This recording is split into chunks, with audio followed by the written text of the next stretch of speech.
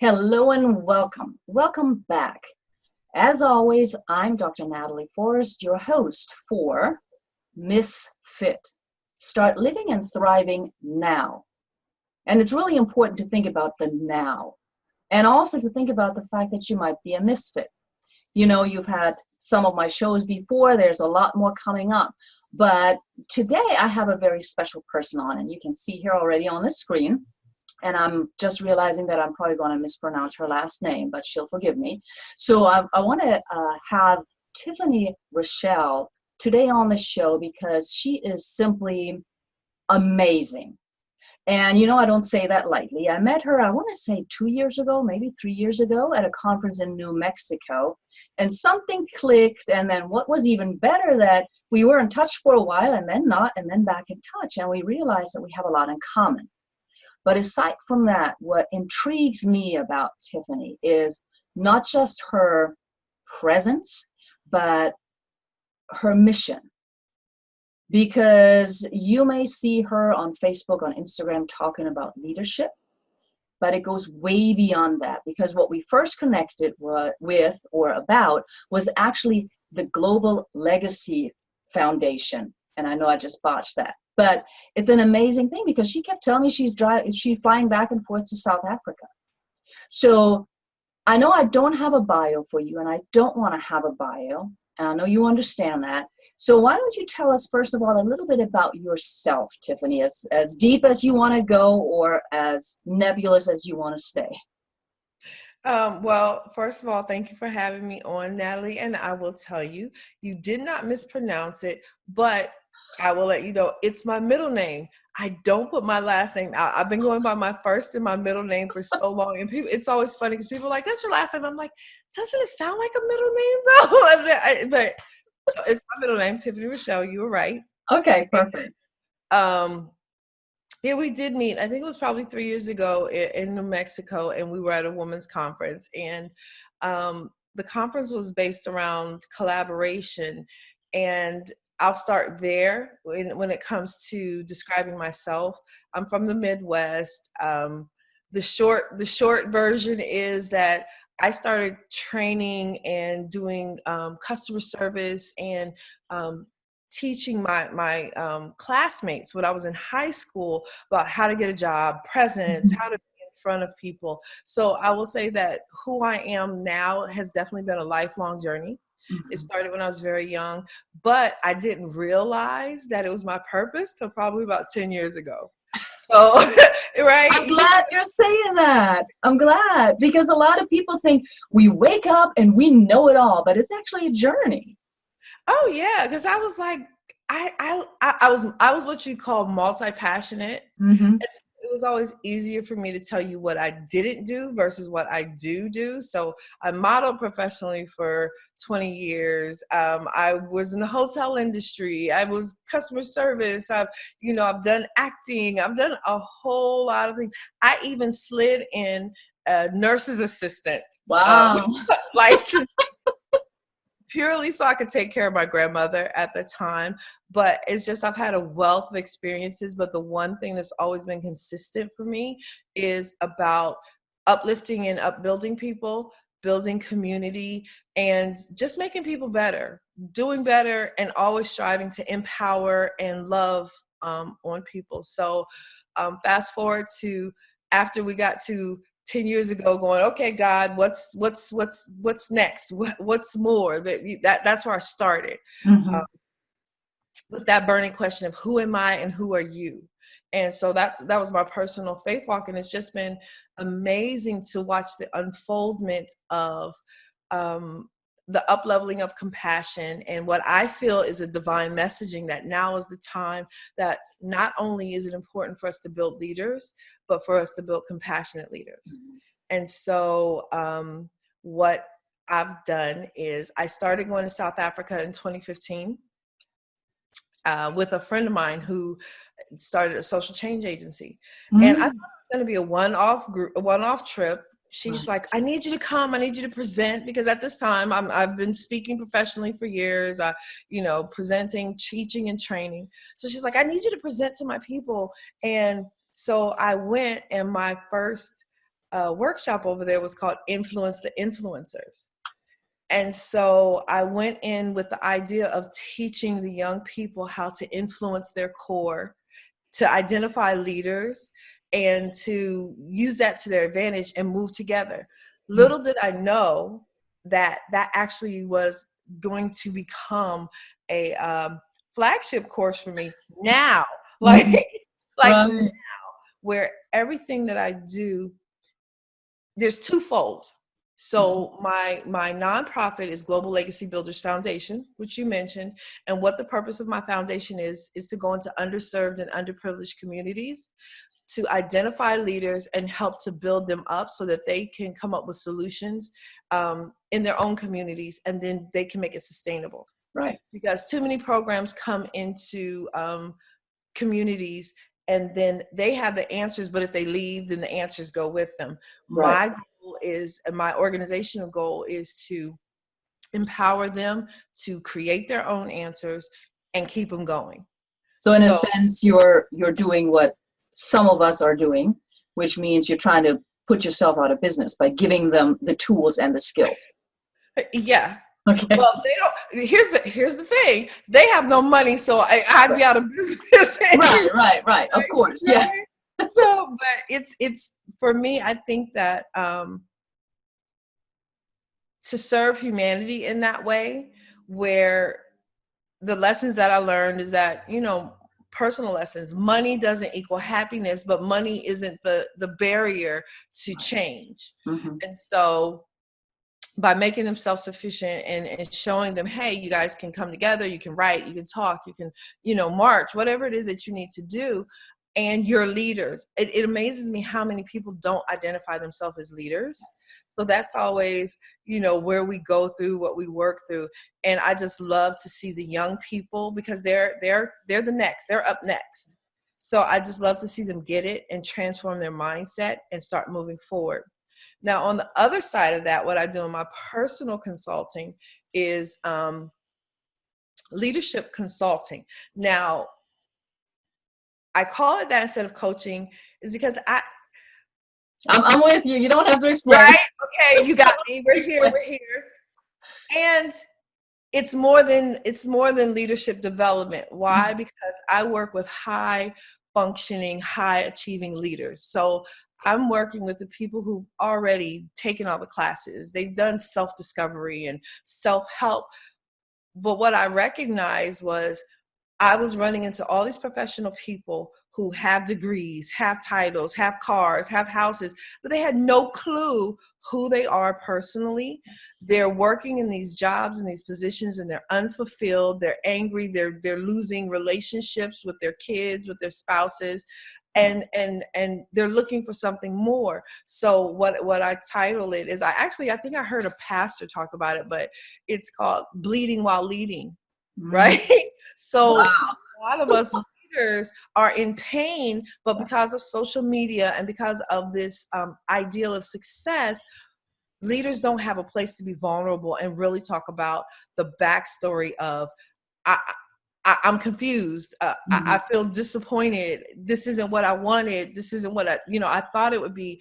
My family abandoned me. I messed up, right? And I had to recover all of these conversations that they don't get to have. So it led me to create a space where I specifically work with leaders who are looking to address those issues so that they can up-level their leadership by actually filling their soul, dealing with their emotional, mental, and spiritual aspects of leadership. So I hope that makes sense.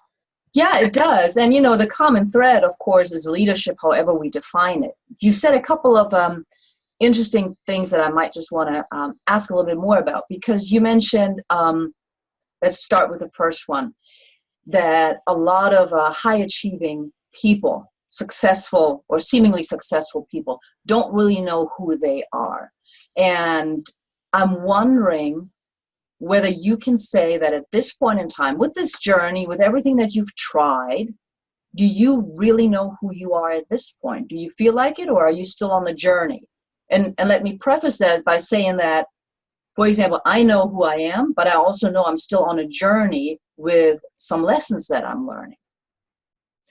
I think you answered it kind of Okay. in a way, is that I'm fortunate. I think I was a person who my parents raised me with a strong sense of self. Mm-hmm. So I always knew who I was and what that looked like. And what I tell my students and what I tell my clients is, we change, we evolve. Our purpose has seasons. Purpose isn't a one shop stop. So it's not Mm-hmm. like one thing. We're multifaceted, multidimensional, multifunctioning. What I know is my core values. What I've always known is my core values. And that's, do I love people? Did I try my best? Was I kind? Right? So that, no matter what age I've been, that's been my guiding principle, my beacon of, I don't know, like I'm divorced twice. And each time I divorced, I spent 3 years single. And in Mm-hmm. those 3 years, I discovered things about myself that I didn't know in the framework of a relationship, in the framework of a wife. And I had age gaps. So at this age, I found out some more stuff about myself. And I'm like, oh, okay, I like that. I don't like that. I could do this. I couldn't do this. So in answering what you're saying, I think it's important that people know their core guiding principles and then accept who they are on top of those principles as they evolve. And so that's what I do. I call myself a perpetual student. And when I started this journey, and it's very spiritual for me, I can tell you that I was introduced to a version of myself that I had never met before. Mm-hmm. That's I think that's really the breakthrough. When you have the opportunity to meet yourself that way and really not just see but feel, and also, address whatever comes up. And I That's think the a lot of 60 people, word. yeah, a lot of people shy away from that though, right? Mhm. So what do you tell your clients, or potential clients, or students, whether they're in your leadership academy in disadvantaged areas, or whether they are students in a workshop that you're giving, when they're not really willing, or when they're not sure? Let's just start with the top. They're not sure what their core values are. Because I know you and I do similar things, but we do it differently. So when somebody says, well, I don't really know what my most important value is, how do you address that? What kind of tips would you give them? Because I do intimate settings Uh-huh. and I'm hands-on in these settings, I get to ask them and we walk it out. Okay, so what's important to you? What did you uh, what did you inherit from your family? Because a lot of times we inherit ideas and views from our family, and we think that they're ours, But but they're they're not. really not. So I like to break down into the smallest common denominator certain Mhm. things. Then we work it, we reverse engineer it. Okay, well, where Mhm. did you get this thought from? Is it Yeah. yours?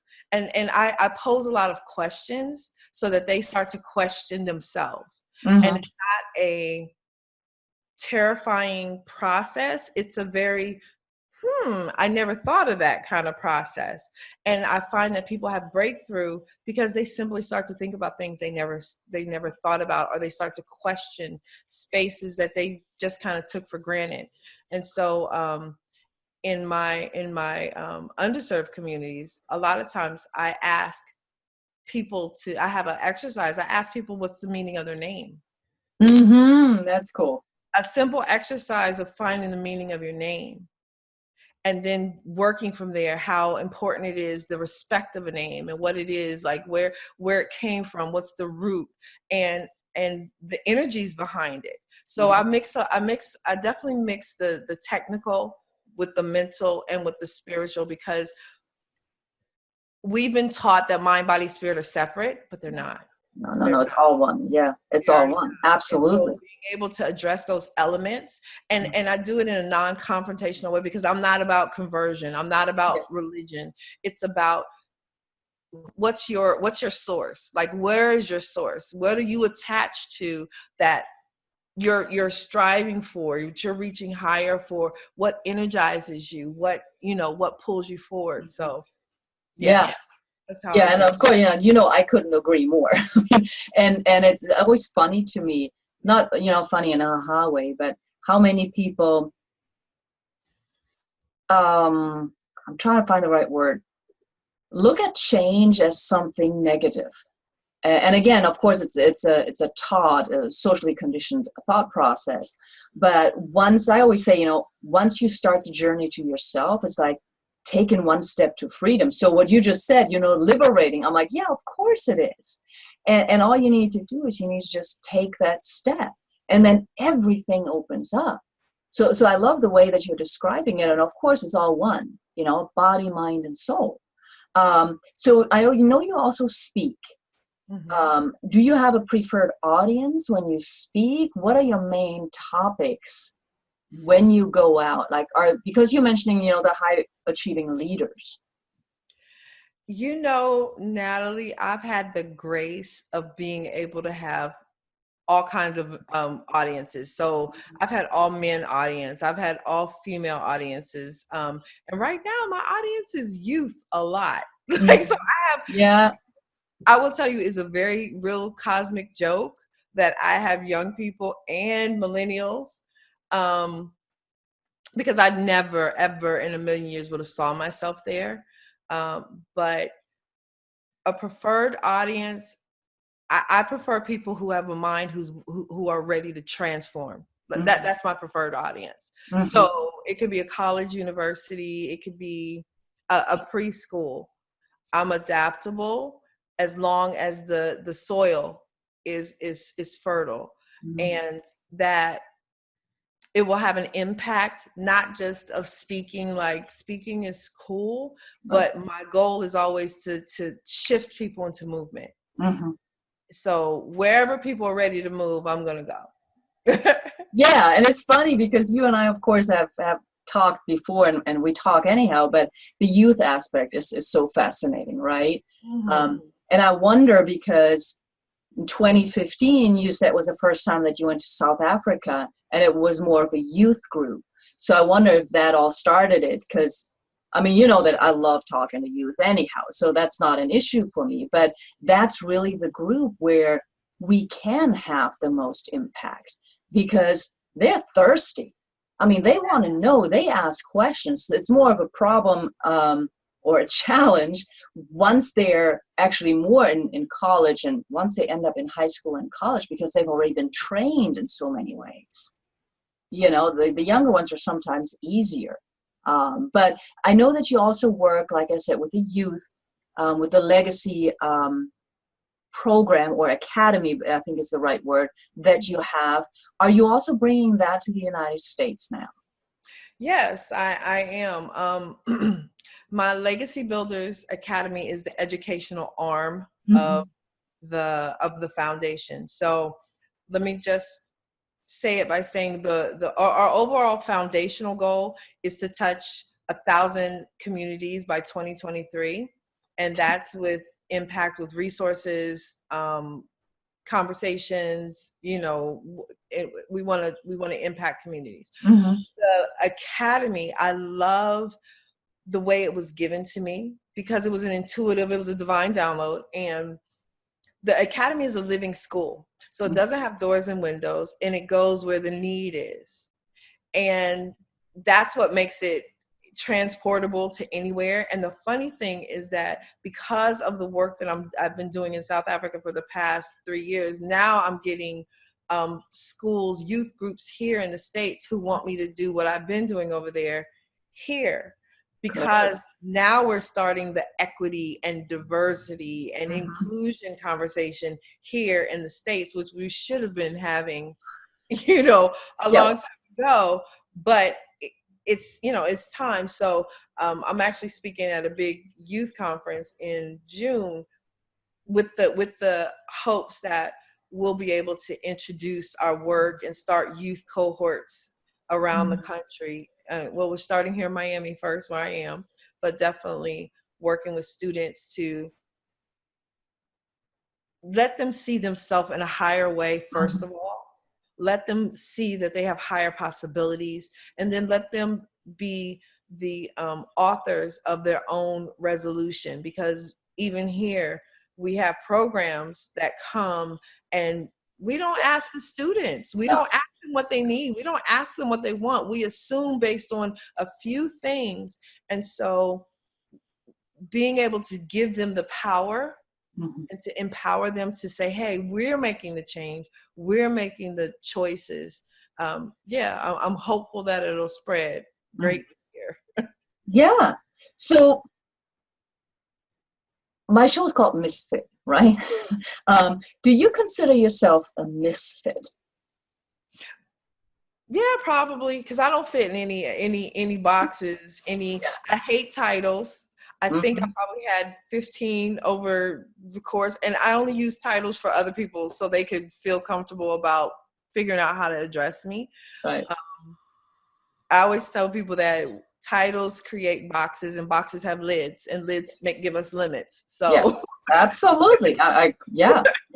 So I definitely am kind of outside the box.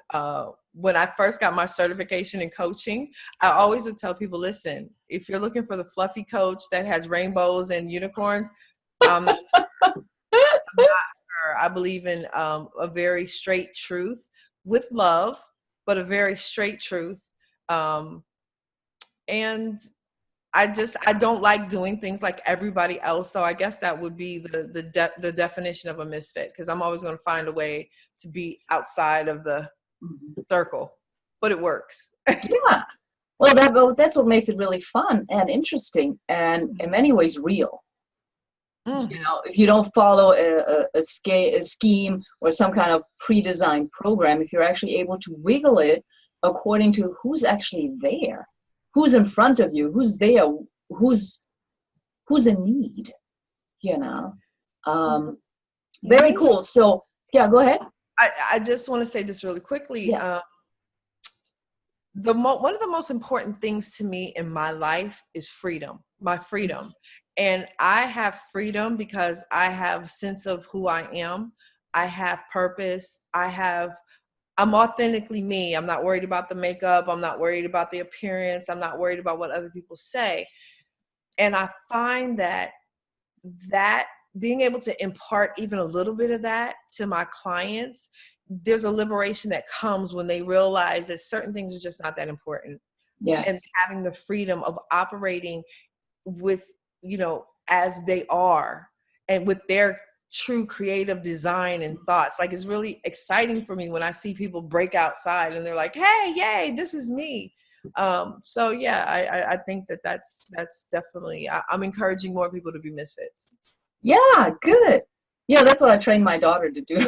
So, I mean, it's funny because in many ways, I think being around children actually helps us be more authentic, because they don't care.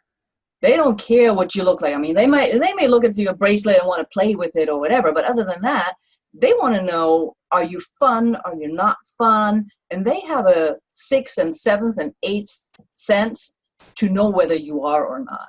You can't fake them out. It's the best. Kids will pull your card quick. Yeah. I have 3 very authentic kids. Tell us 2 things, because we're talking about 2 items, right? We're talking about your nonprofit, while we're also talking about the service you provide as an entrepreneur. So let's go with the foundation first. What would you like for people to take away about the foundation? And is there anything that you need that people might want to contribute?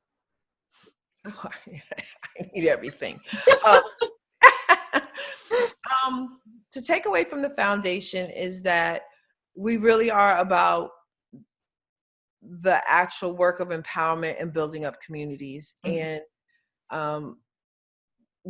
that we provide spaces where people can contribute. There's more than one way to contribute. You don't have to just contribute money. You can take time and resources, but all contributions make a difference. So encouraging that. I could use a grant writer. Anybody out there? But But other than that, it's always donations are acceptable, because what happens is when we go into the community, they don't have any resources or money. Some of them have no electricity, no water. There's no money. So we provide for everything. We pay for their transportation. We pay for the location the facility that we use to hold the classes. We pay for the food, because sometimes the meals that we provide are the best meals or the only meals that they've had in days. So we try to make sure that it's a comfortable environment. So while they're in there learning, we make sure that they eat well. And then just being able to provide materials, like, we take them this trip in January. I took them to the capital city, which is 3 hours away. And so they got to experience a cultural activity. They went to cultural shock. Yeah. So because exposure expands. Yes. So it was exposing them to things that they hadn't experienced within their own country that expanded their mentality, expanded their view of what they're capable of. So yes, any support, please check me out, email me. You want to know, ask a question. We're very transparent and open. Yeah, and your website for your foundation is actually glbfoundation.org. So if everybody wants to check that out, and of course, like you said, spending time or helping in other ways. And I always enjoy when I hear that, because as you know, I work with the Women of Global Change. And so when we go to places, it's the same thing. We're bringing stuff, we're hands-on, and the food that does make a difference. As silly as it may sound to some of us, or when we're bringing, a bottle of Gatorade, because we know it's going to be hot and we're working hands-on. So those things, they matter more than we sometimes think.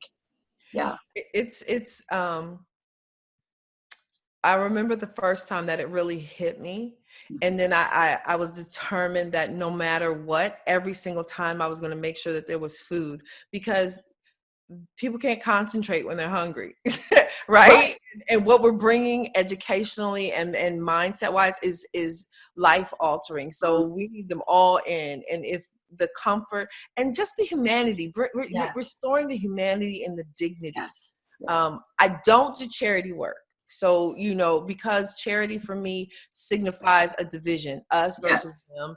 And no, we're all human having this experience. So we're definitely about collaboration, community, contribution. So.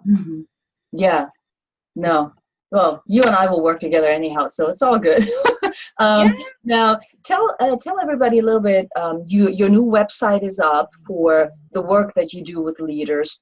You also talk about self-transparency. So you really work with people in a very individualistic way, addressing what they need. And your website is just your name, of course, Tiffany Rashel. Is there anything that, thinking about the people who may be watching this, who are all actually on the journey to transformation, which is, otherwise they probably wouldn't be looking at this. What is the one thing that you would want them to take away about themselves, leadership, life, anything, a nugget that you'd want to share? I would say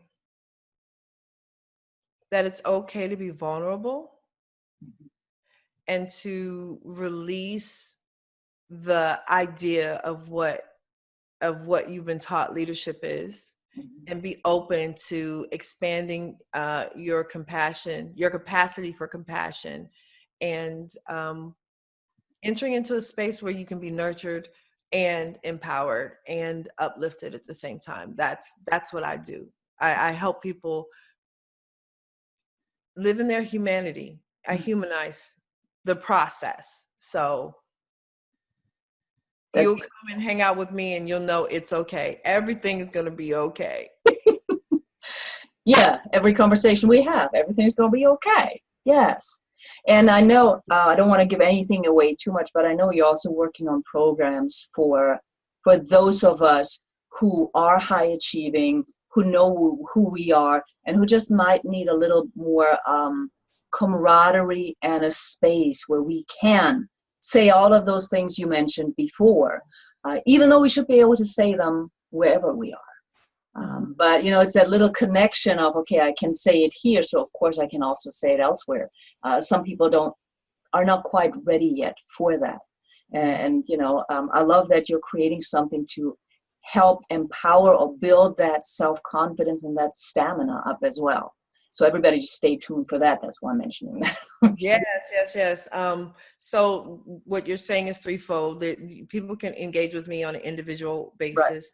And then they can also join the Leadership Collective. There'll be information on that soon, which it's not a mastermind and it's not a regular group coaching kind of thing, but it's a space where we touch on the tender parts. Mm-hmm. But you have a group of support and people who are going through the journey with you. And then I also have retreats. I like I like their experiences. Yes. So I'm creating experiences that are very intimate, but also very filling, because it's not, there are retreats and then there's, conferences. We have a lot of those. I want to make sure that when people are with me, they're refilled, because we often don't have places to get refilled. So I'm creating that for them. Yes, it's going to be amazing. Yes. How can people get best in touch with you?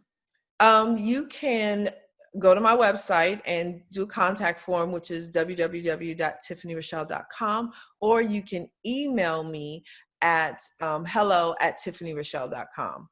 Oh, we didn't talk about my podcast. You can also yes, tune in just to hear a little bit of snippet of me and see if you want to engage further. I won't be upset if you don't, but I'm pretty sure I'll keep you engaged. Is if you go to, I have a podcast, Dear Leader, which is available on Spotify, iTunes, Google Podcasts. So yeah. But if you you sometimes share it on Facebook too when it's coming up. So yeah. And there's a link on my website too, so they can actually get to it from my website. Yeah. Well, thank you for mentioning that. Yes, that did slip my mind, so I apologize. Mine too. It's a really great show, because it is about leadership, and that's what you talk about. That's what you help others develop. And it's very crucial, because leadership, the way it's been done, obviously does not work. Otherwise, we wouldn't be where we are today. So, I'll leave it at that. I want to thank you, Tiffany. I mean, I love what you do. I know we'll work more together, and I want to recommend to everybody just to check both of your sites out, because there's much you can do for yourself and for others. And it doesn't always mean the huge monetary donation. It can be small things like time, or if you're not quite ready for that, then figure out how do you develop your own leadership skills, and most of all, I guess, your faith in yourself even further. So Tiffany, thank you. And I want to thank everybody else. You always know how I finish up. I want to thank you for your time, because to me, that's the most valuable gift that you have. We have lots of other stuff, but time, you make a choice to give time. And so I grew up knowing that when you give me your time, that matters. Also, I want to thank everybody for their time, and I hope you will tune in with whoever the next guest may be. Until then, just have a revolutionary day.